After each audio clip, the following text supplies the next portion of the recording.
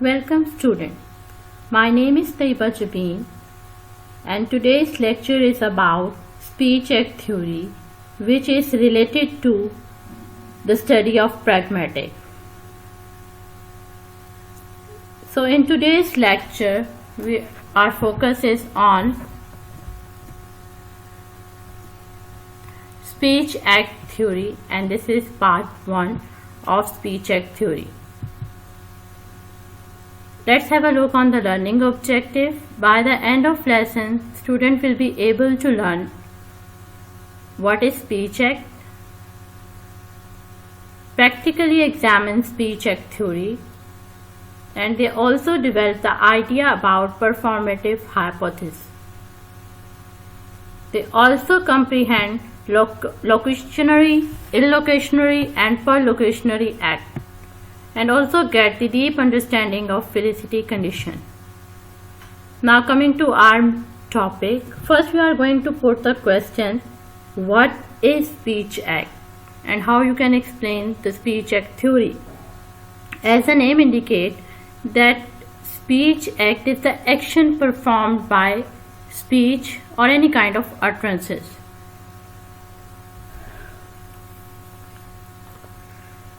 It is based on communication or a kind of verbal communication.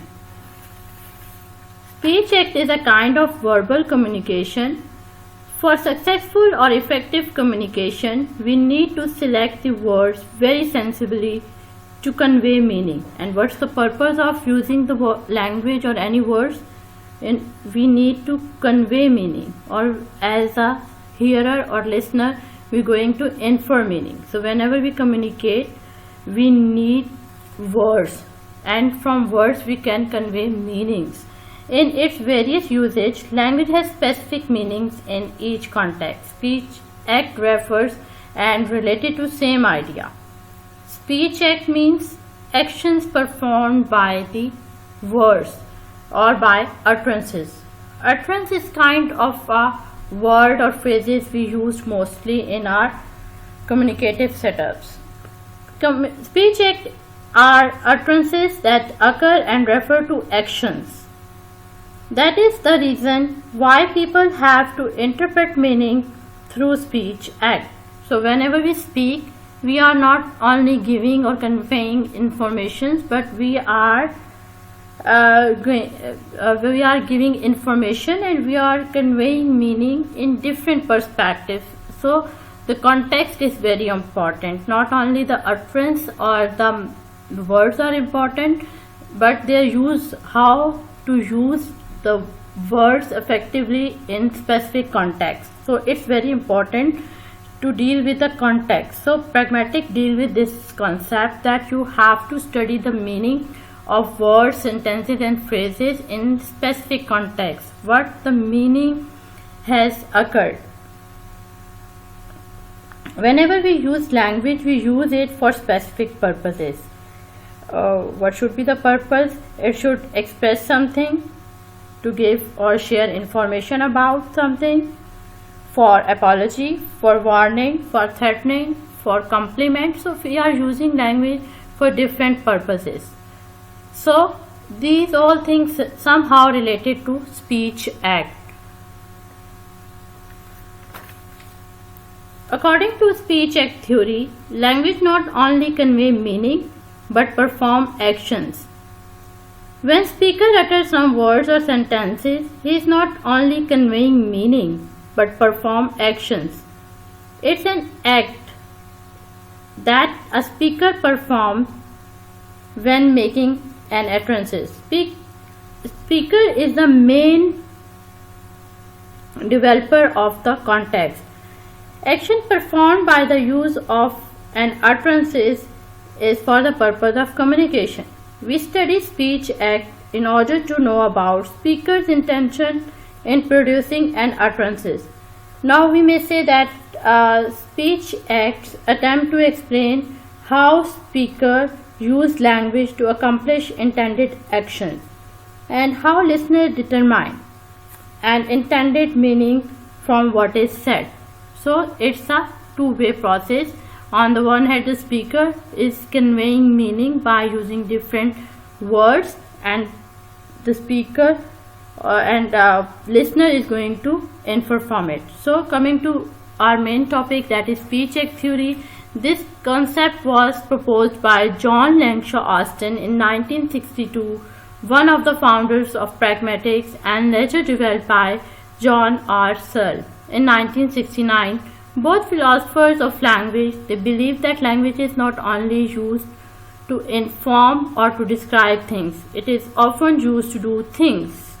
So one of the important point is that we use language not just to describe things or just to convey meaning, but it is used to do things, to perform acts. In other words, actions performed via utterances are generally called the speech act.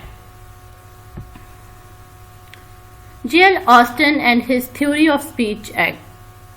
The British philosopher John Langshaw Austin made a huge contribution to the study of speech acts by publishing his book How to Do Things with Words. Speech act theory. What is the function of speech act theory? The function of speech act theory is to attempt and explain how speakers use language to accomplish intended actions and how listeners determine an intended meaning from what is said.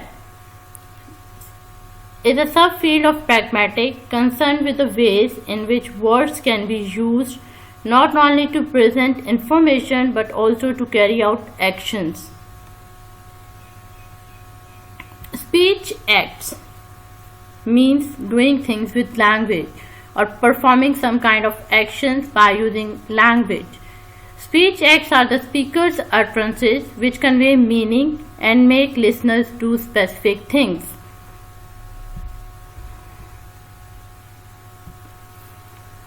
Speech acts are the speaker's utterances which convey meaning and make listeners do specific things.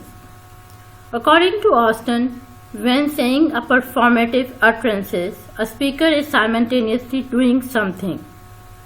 For communication, we need language that is used to create a meaningful communication among human beings.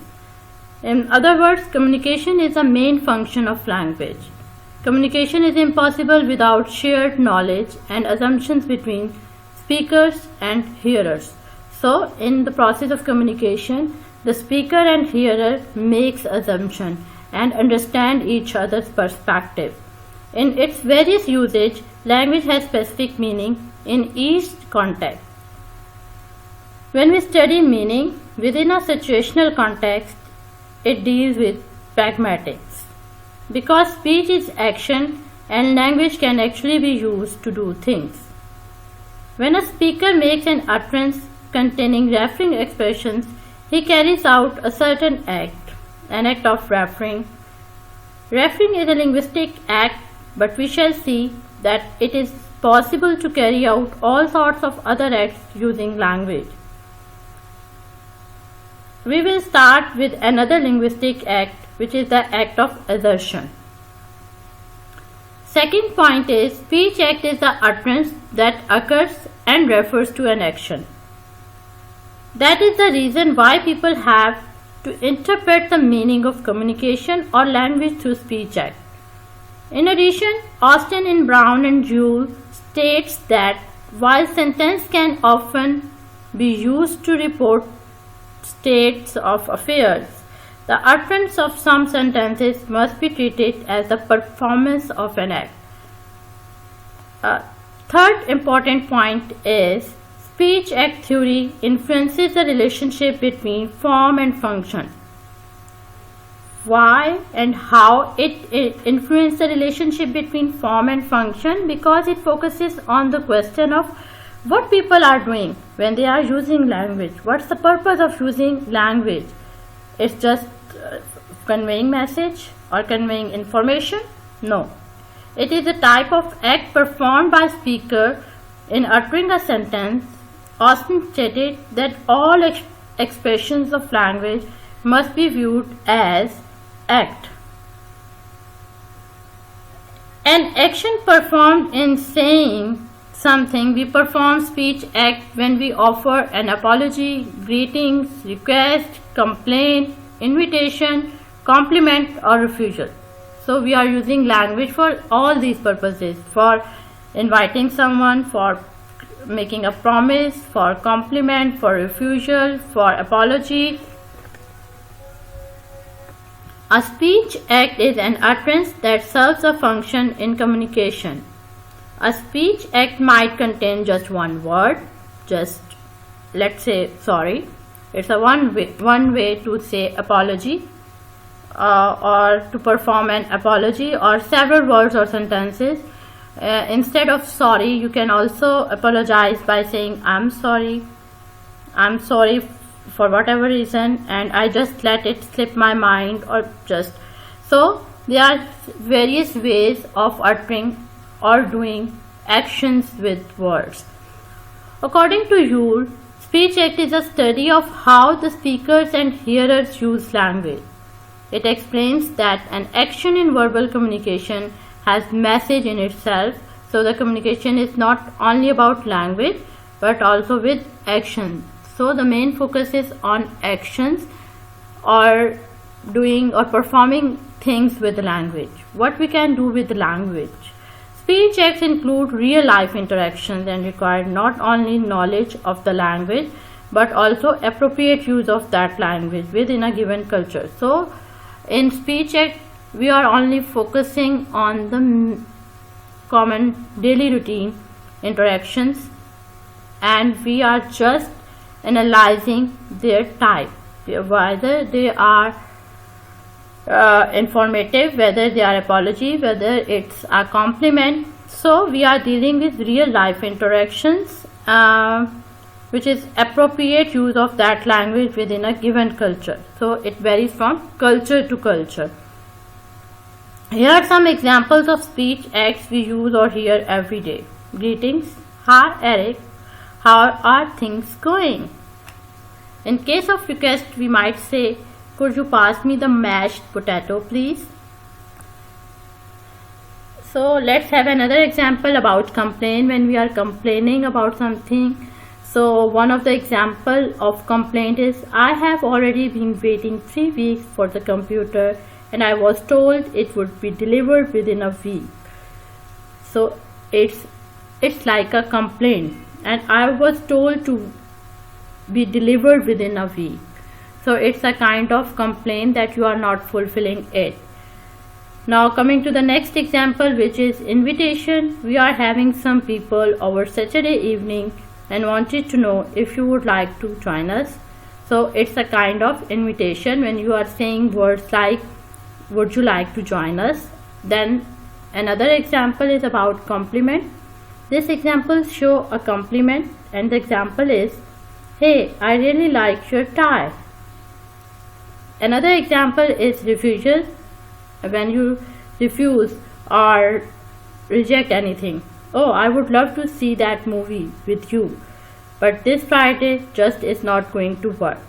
So the utterances that this Friday just is not going to work mean you are not accepting that kind of thing or activity, and you are refusing it or you are rejecting it. So there are so many activities that we perform with our languages. Speech act theory considers language as a sort of actions rather than a medium to convey and express. This theory interprets that language is a form of action. J. Austen was especially interested in certain utterances that do not seem to communicate much information but instead serve as an action. When we use phrases such as I promise, I congratulate, and I apologize, the very act of uttering the sentence is a kind of action.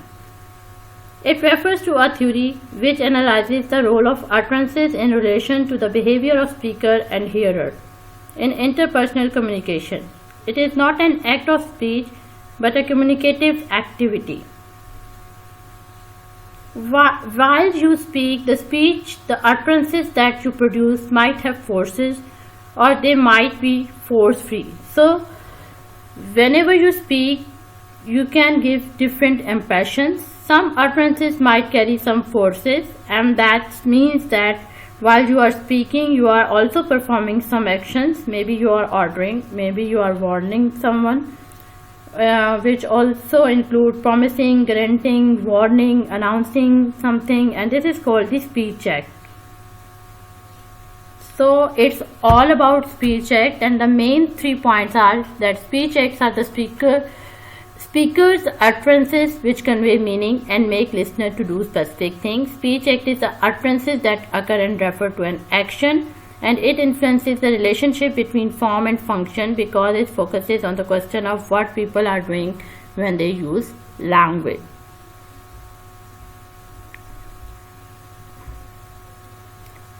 So I'm going to show the couple of examples. A speech act is an action performed by means of language. For example, it is snowing. It is a kind of commissive or declarative that I am telling you. Could you pass the salt? It's a request. You are requesting to pass the salt. I promise I will give it back. I promise I will give it back means that you are making a promise. We use language to do a wide range of things. Let's see the example. Example number 1. The PM is out of the country. It's conveying information. Second sentence. When and where is the lecture? It's a kind of requesting or a kind of information, also giving a kind of request. Example 3. Stand up, which deals with the order. You are giving order. You are not requesting, but you are giving order. Next example, please carry my bags. You are making request. Next example, do that again and I will send you to your room. You are going to threat a person. In next example, there's a spider on your shoulder. You are warning. You are giving you are not giving information, but you are warning that there is a spider and you should wipe it off so you cannot get injury or hurt. Next example, you ought to go to the lectures every week. It's a advice. People use language with communicative intentions. Speech acts are acts of communication that express those intentions. Now coming to the activity, I have designed an activity for you, and the activity is, in every language there are variety of ways for forbidding or prohibiting people from doing something. So you are going to give examples about how to prohibit or reject or forbid people from doing something. Go to the street, park or other public places and collect public notices. You have to collect as many examples from daily life. You can visit any street, park, and you have to note down all the phrases that are used for forbidding or prohibiting people, that are used as tokens of prohibition. Study your data carefully and classify them in some way. Now coming to one of the components or the basic divisions of speech act. There are different dimensions of speech act. These are the dimensions of a speech act, which mean that they can't be performed separately. In an utterance, you can always find these different aspects. It considers the degree to which utterances are said to perform. So we have 3 components or 3 types of speech acts: locutionary, illocutionary and perlocutionary act. A locutionary act occurs when the speaker performs an utterance which has a meaning in the traditional sense. Second, illocutionary speech act is the performance of the act of saying something within a specific intention. A perlocutionary speech act happens when what the speaker says has an effect on the listener. So locutionary act, the actual meaning is important. In illocutionary act, the focus is on the performance of the act of saying, and perlocutionary speech acts happen when the speaker's utterances has an effect on the listener. Locutionary act performing an act of saying something, illocutionary act performing an act in saying something, and perlocutionary act performing an act by saying something. Locutionary act is the act of saying something, producing a series of sound which means something. This is the aspect of language which has been the traditional concern of linguistics. Ranke must state that locutionary act is the physical act of producing an utterances. The first act is locutionary act, which is the basic production of meaningful utterances. This act is much related to the hearer. If the hearer fails to understand what the speaker is saying, then the speaker has failed to do a locutionary act. So in locutionary act, it's important to note the meaning. You have to focus on the meaning and what is conveyed in actual utterances. For example, when a person from Indonesia talks to an American in his own language, in English environment, this utterance will not produce what is called as a meaningful linguistic expression. On the contrary, when the speaker said, "How are you, sir?" then the American would understand, and it is a form of locutionary act. Locutionary act do have meaning. Austin said that locutionary act did indeed have meaning, stating, "In performing a locutionary act, we shall also be performing such as an act of asking or answering a question, giving some information, or an assurance or a warning, announcing a verdict or an intention. It might be pronouncing a sentence, making an appointment, an appeal, or a criticism. It might be making an identification or giving a description." Moreover, Austin argued that locutionary act did not need further refinement into illocutionary and perlocutionary act. Locutionary act by definition have meanings such as providing information, asking questions, describing something, or even announcing a verdict. Locutionary act are the meaningful utterances that women make to communicate their needs and wants and to persuade others to their viewpoint.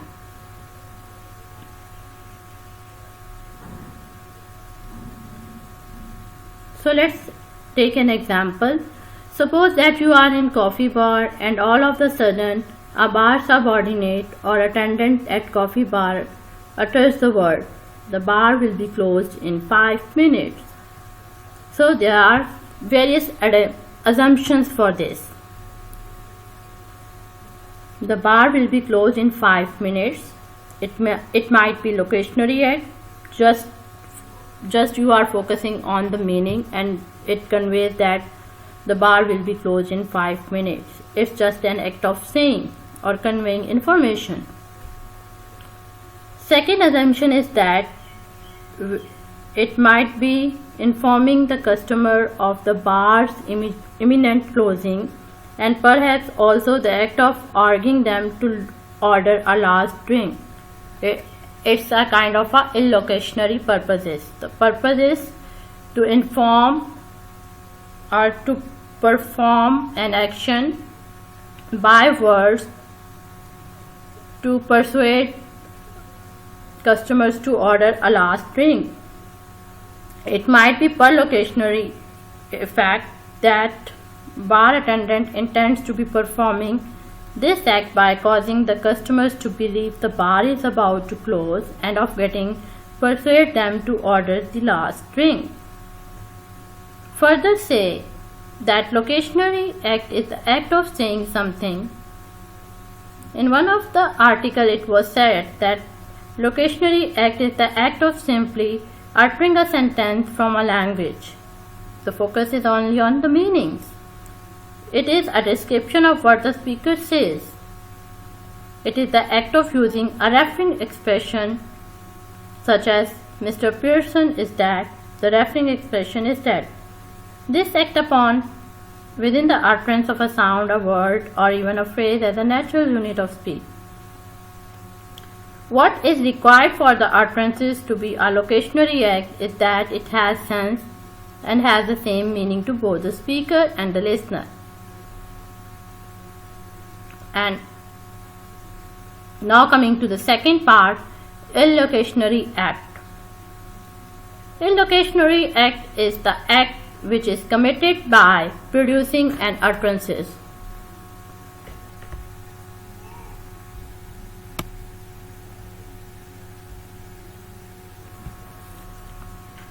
It is performed in saying something and includes acts such as betting, promising, denying, and ordering. The illocutionary in speech act theory is the focus of attention. An illocutionary act is accompanied via utterances with a communicative intention. A speaker may perform illocutionary act to make a promise, offer, explanation. In indicating illocutionary acts, Searle developed a device called illocutionary force indicating device IFID, which is illocutionary force indicating device. It is an expression to show the illocutionary force of an utterances. For example, in the utterance, I promise you, the word promise is identified as performative verb, which is one of the devices to identify illocutionary force. It is obviously indicated that the illocutionary force of the speaker is to promise something to the hearer as the speaker describes it explicitly. Sometimes one does not explicitly mention their intention.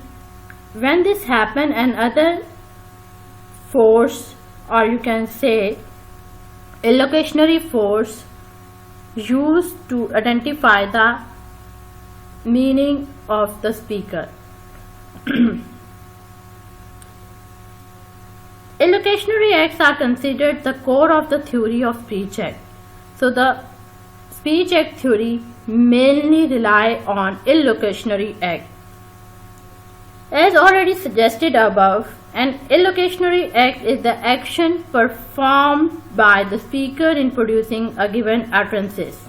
The illocutionary act is closely connected with speaker's intention, that is stating, questioning, promising, requesting, giving command, threatening, and many others. As Joule claims, the illocutionary act is thus performed via the communicative force of an utterance, which is also generally known as illocutionary force of the utterance. Basically, the illocutionary act indicates how the whole utterance is to be taken in the conversation. Sometimes it is not easy to determine what kind of illocutionary act the speaker performs.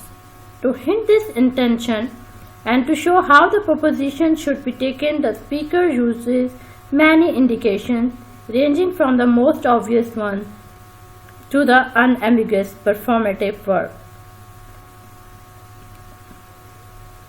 In order to correctly decode the illocutionary act performed by the speaker, it is also necessary for the hearer to be acquainted with the context the speech act occurs in. So not only the speaker meanings are important, but the ability of the hearer to acquaint, to convey, and to get the idea within the context in which the speech act occurs. It is also stated that one should not believe a speech act to be taking place before one has considered or possibly created the appropriate context. And another important thing which should not be forgotten while encoding or decoding speech act is that certain speech acts can be culture specific, and that is why they cannot be employed universally. The interpretation of speech act differs throughout the cultures, and the illocutionary act performed by the speaker can be easily misunderstood by the member of different cultural background. From this, it also follows that illocutionary speech act is communicatively successful only if the speaker's illocutionary intention is recognized by the hearer. These intentions are essentially communicative because the fulfillment of illocutionary intention consists in hearer's understanding. Not only are such intentions reflexive, their fulfillment consists in their recognition. Moreover, there are cases when the hearer fails to recognize the speaker's intentions and he therefore wrongly interprets the speaker's utterances. This misunderstanding may lead to funny situations, and hence it is often an unfailing source for various jokes. The philosopher Searle formulated 4 felicity conditions.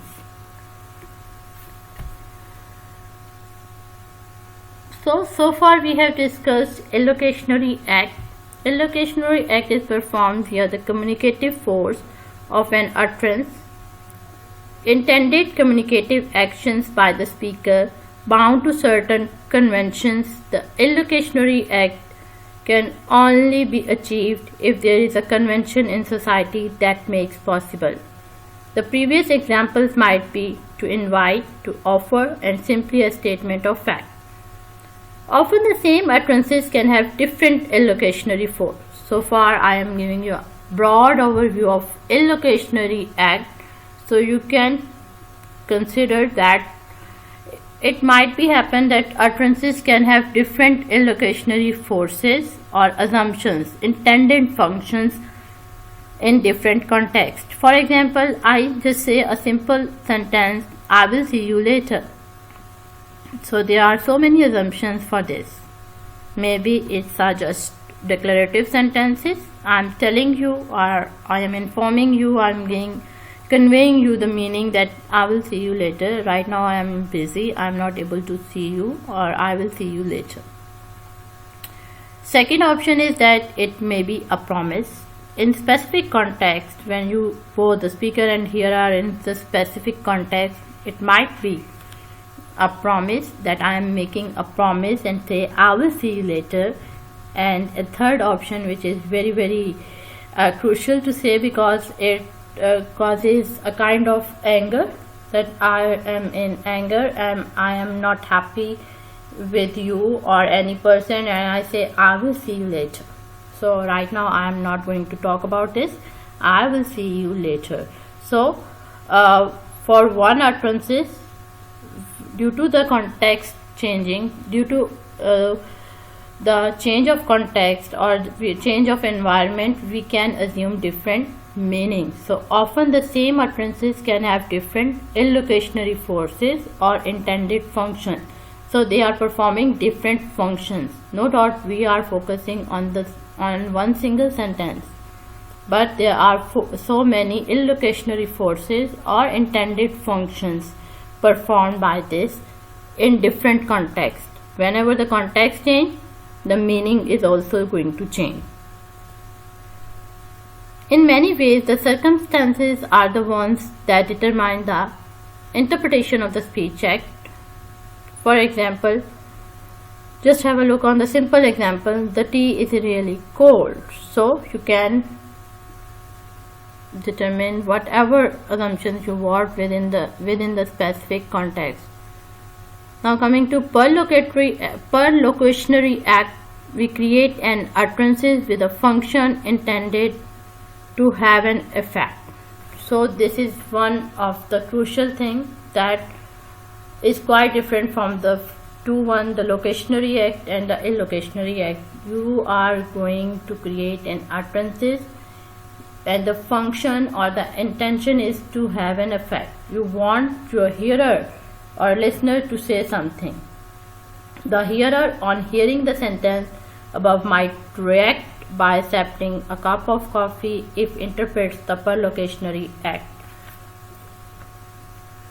So I am going to give you a detailed explanation of per locutionary act. It is very important to understand per locutionary act, as I told you earlier that it is quite different from the first two.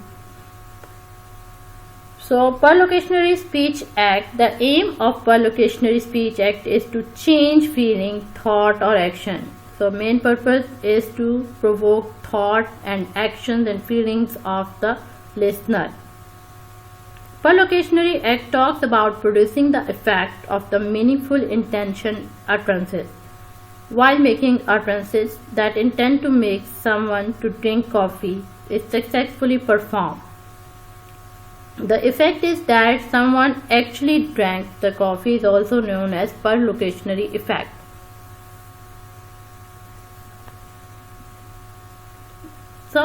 So now we are going to conclude all these three types. In conclusion to this, I want to say that locutionary act is the production of meaningful utterances and expression. Locutionary act therefore should not simply be meaningless bits of speech. Instead, they should have purpose, either seeking to an argument, expression, opinion, or cause someone to take action. While locutionary act is the act of making a meaningful utterance, and illocutionary act is performing an intention to utter. In an illocutionary speech act, it is not just saying something itself, but the act of saying something with the intention of stating an opinion, confirming or denying something, making a prediction, a promise, a request, issuing an order or a decision, giving an advice or permission. Examples: there is too much homework in this subject. It might be opinion. I will do my homework later. It's a promise. Go do your homework. It's an order. Illocutionary act, the intention of producing meaningful expression, and perlocutionary act, which is the effect of locutionary and illocutionary act about feelings, behaviors, beliefs, etc.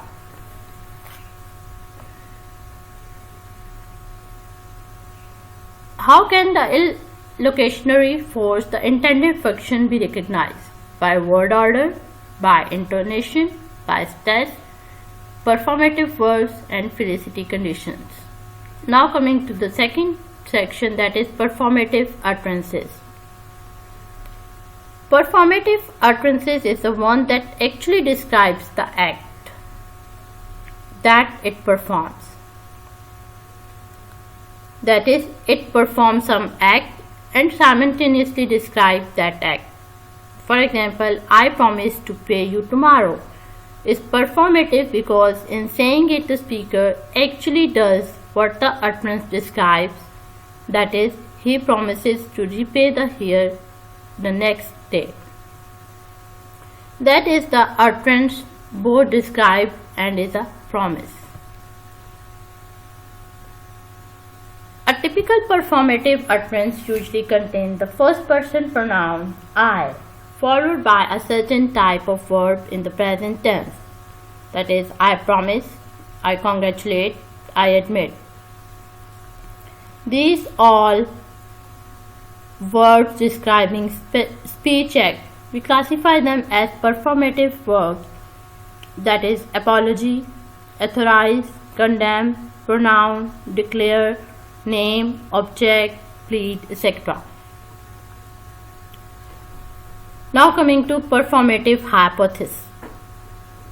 Performative hypothesis is a kind of speech act that is performed via utterance and is to assume that underlying every utterance there is a clause containing a performative verb. Having definition, performative Austin draws a basic distinction between them. He distinguishes two general groups, explicit and implicit.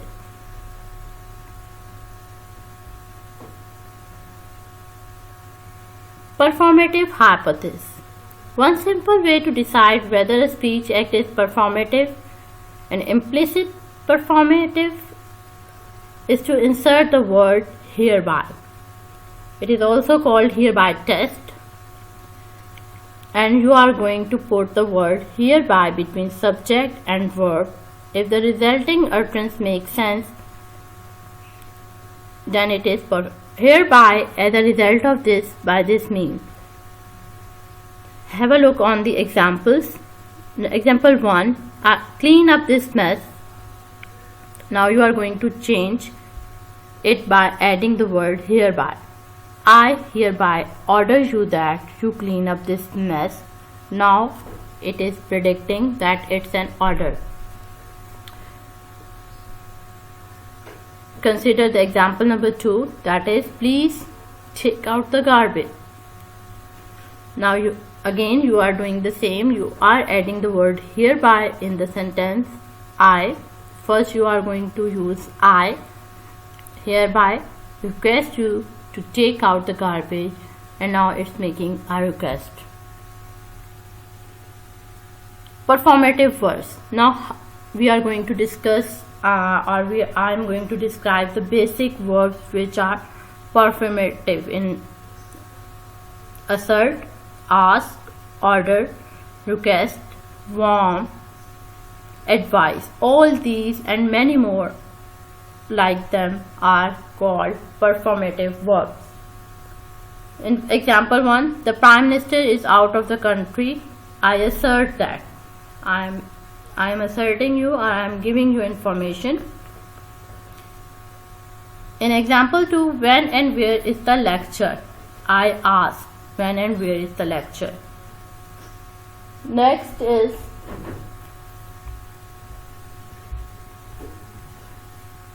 now consider the third example, stand up. It's more like a order. I order you to stand up. Next step, carry my bags. Again, it's a request. I request that you carry my bag. Next example, do that again and I will send you to your room. Again, I warn you that if you. So it's a kind of a warning. So I am going to explain the next example, that is $50 that New Zealand will beat Australia in the Rugby World Cup. I bet you $50. So I am saying that I bet you. Go to the lectures every week. I advise you to go to the lectures every week. These sentences have verbs that state the speech act. These sentences are explicit performative. These verbs are called performative verbs. These verbs can be used to perform the actions by their names. Not every speech act has its own explicit performance verb. Look at these examples. Clean up this mess. This is an implicit performance. No performative verb is present. How can I define its communicative intention? What kind of speech act is it? The hereby test. I again tell you about one simple way to decide whether a speech act is performative. You have to insert the word hereby. Now coming to the last topic, that is felicity condition, the context and the situation that allows us to recognize a speech act as intended by the speaker. The conditions that must be fulfilled for a speech act to be satisfactorily performed or realized. A sentence must not only be grammatically correct, it must also be felicitious, that is situationally appropriate. Types of felicity conditions. General condition. Participants share the same language, they are not acting. Preparatory condition. The person performing the speech act has authority to do so. The participants are in the correct state to have that act performed on them. Content condition.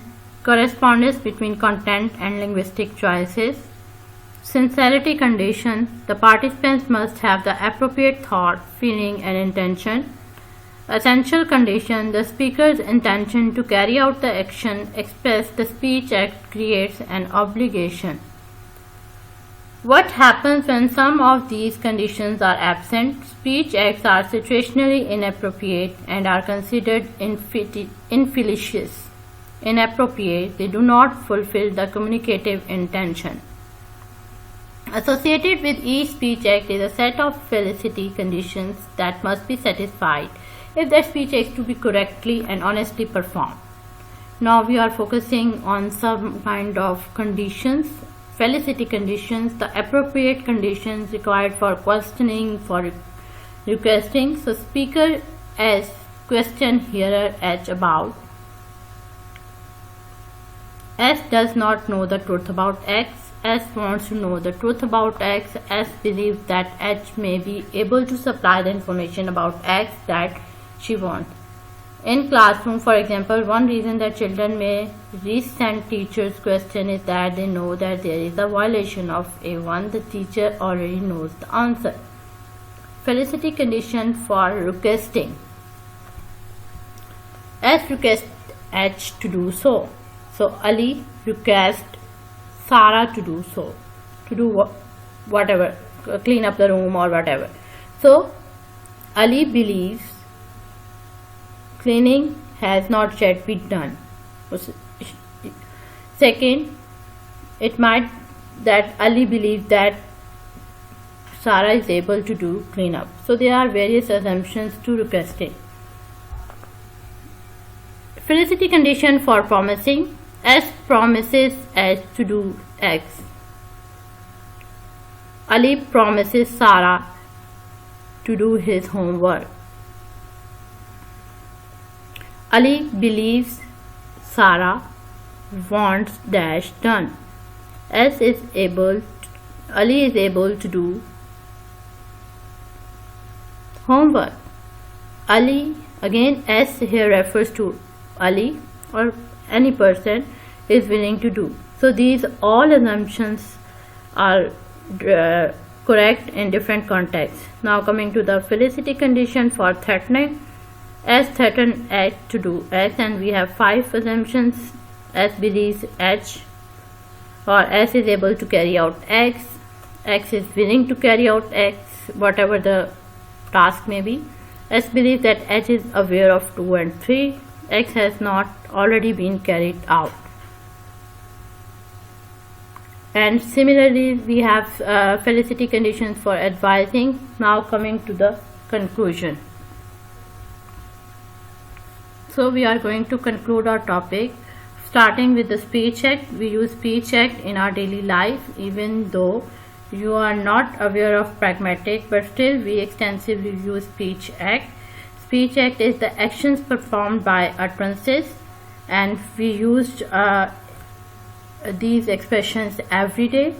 I think it's more appropriate to say that we are living in the world surrounded by the speech act all the time. Either we are saying it or not, we are going to listen it, and we are the part of it. It is important to analyze that the speaker utterances and also to analyze intended meaning of the speaker. We need to analyze speech act. It is a kind of communication and refer to communicate the meaning by performing some action. Speech act theory helpful in this contemporary world and help to get the context of it. It is important to have a context of it. Furthermore, we also conclude that locutionary act is the production of meaningful utterances and expression that is quite different from illocutionary and perlocutionary.